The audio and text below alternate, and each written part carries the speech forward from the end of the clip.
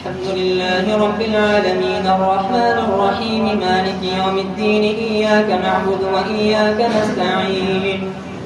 اهدنا الصراط المستقيم صراط الذين أنعمت عليهم غير المغضوب عليهم ولا الضالين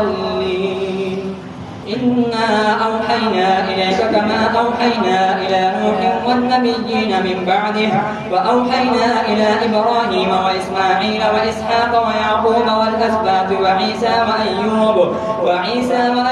ويونس وهارون وسليمان وآتينا داود زبورا ورسلا قد قصصناهم عليك من قبل ورسلا لم نقصصهم عليك وكلم الله موسى تكليما رسلا مبشرين ومنذرين لئلا يكون للناس على الله حجة بعد الرسل وكان الله عزيزا حكيما لكن الله يشهد بما أنزل إليك أنزله بعلمه والملائكة يشهدون وكفى بالله شهيدا إن الذين كفروا وصدوا عن سبيل الله قد ضلوا ضلالا بعيدا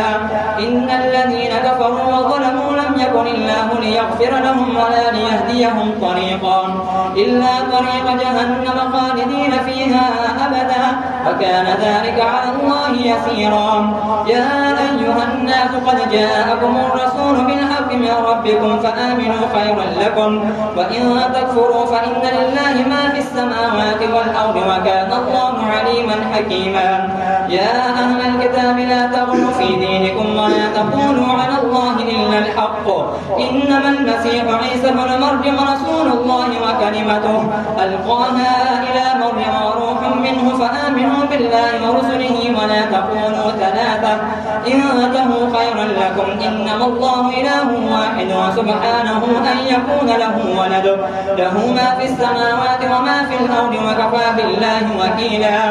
لن يستنكف المسيح أن يكون عبدا لله وللملائكة المقربون ومن يستنكف عن عبادته ويستكبر فسيحشرهم إليه جميعا فأما الذين آمنوا وعملوا الصالحات فيوفيهم أجورهم ويزيدهم من فضله وأما الذين استنكفوا واستكبروا فيعذبهم عذابا أليما ولا يجدون لهم من دون الله وليا ولا نصيرا يا أيها الناس قد جاءكم برهان من ربكم وأنزلنا إليكم نورا مبينا فأما الذين آمنوا بالله واعتصموا به فسيدخلهم في رحمة منه وفضل ويهديهم إليه صراطا مستقيما يستفتونك قل الله يفتيكم في الكلالة إن امرؤ هلك ليس له ولد وله أخت فلها نصف ما ترك وهو يرثها إن لم يكن لها ولد فإن كانت اثنتين فلهما الثلثان مما ترك